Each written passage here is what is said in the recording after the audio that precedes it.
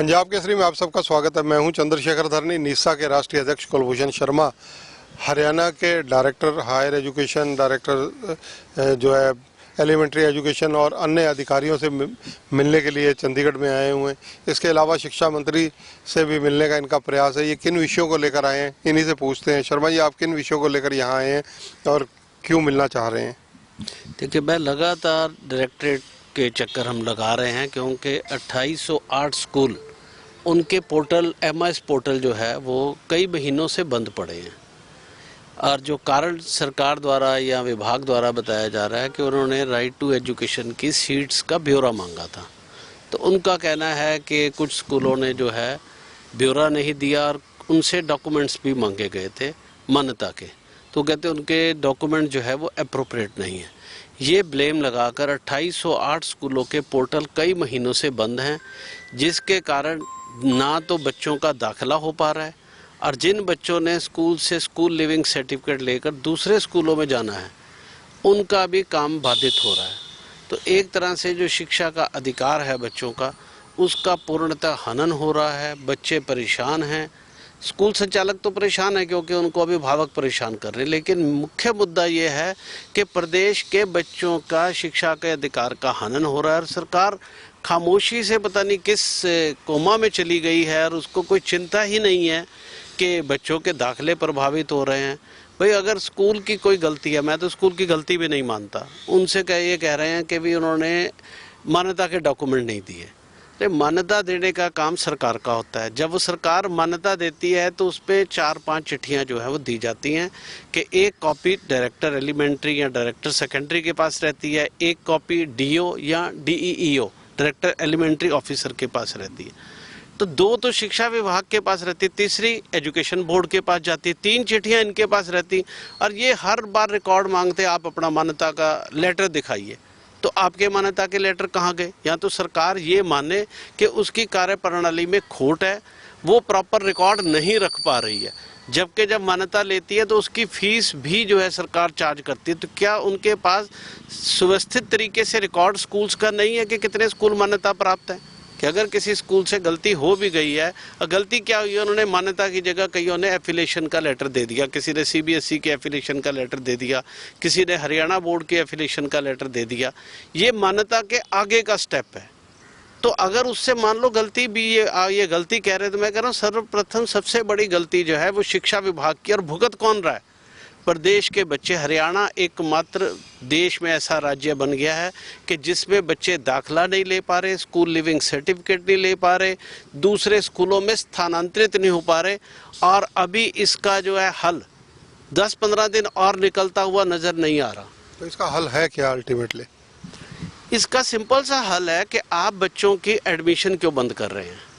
अगर एडमिशन का पोर्टल खुला रहना चाहिए, अगर कोई स्कूल में दाखिला लेना चाहता है उस पर आप क्यों बंदी कर रहे हैं? कोई स्कूल लिविंग सर्टिफिकेट लेना चाहता है उस पर आपने क्यों रोक लगा रखी है? इस रोक को तुरंत हटाना चाहिए। और सरकार ने अगर मान लो को स्क्रूटनी भी करनी है तो 8-10 दिन का टाइम लेके स्क्रूटनी करे। ये नहीं कि अधिकारी के पास टाइम नहीं है, अधिकारी छुट्टी पे हैं, अधिकारी हाई कोर्ट गए हुए हैं, अधिकारी शिक्षा मंत्री जी के पास गए हुए हैं। इन बहानों से अगर बच्चों का नुकसान होता है तो ये सर्वथा गलत है। और दूसरा, मैं एक बात और कहना चाहता हूँ, इन्होंने पोर्टल बंद कर दिया कि आपने सीट नहीं दिखाई, आपने डॉक्यूमेंट लोड नहीं किए। 2015 से हमारी 134 की पेमेंट आज तक पेंडिंग है। हम किसको बंद करें बताइए? बोले सरकार करे तो पुण्य, हम करें तो पाप। ये तरीका समझ नहीं आ रहा। प्रजातंत्र में इस तरीके का तरीका नहीं होता।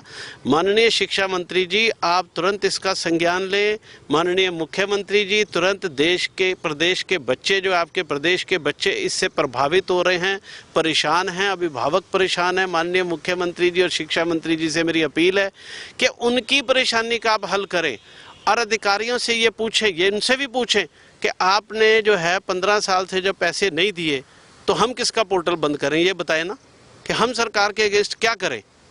जब सरकार गलती करे तो मतलब सरकार का कोई जवाबदेही नहीं है। ये प्रजातंत्र है, हर एक की जवाबदेही होनी चाहिए।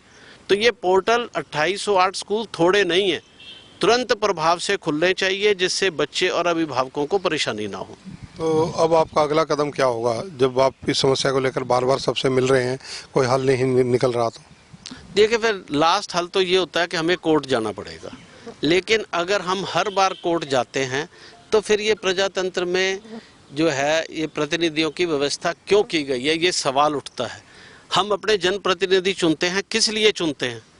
हमें परेशान करने के लिए चुनते हैं, हमारी परेशानियों का हल करने के लिए चुनते हैं।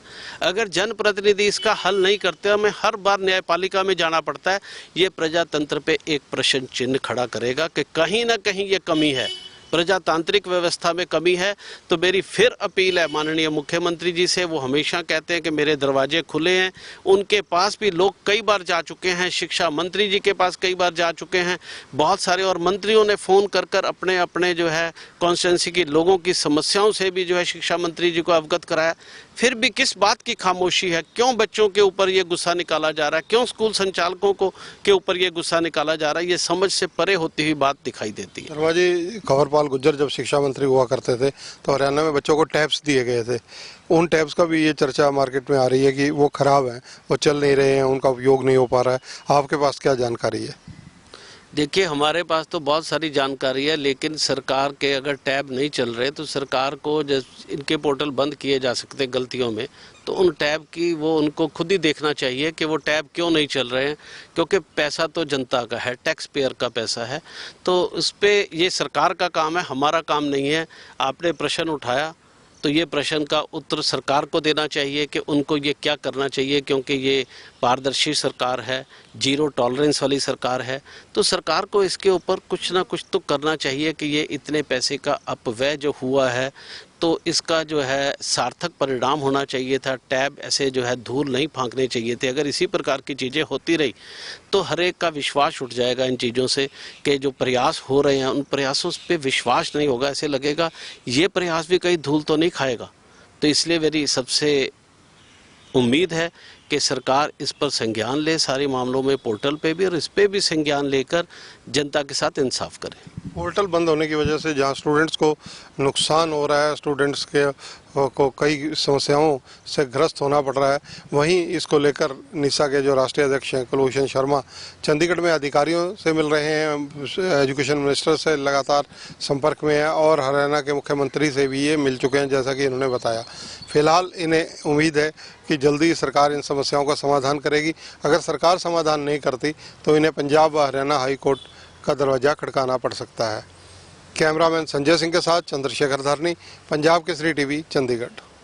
हमसे जुड़े रहने के लिए हमारे YouTube चैनल को सब्सक्राइब करें और नई वीडियो की नोटिफिकेशन के लिए बेल आइकॉन को दबाएं।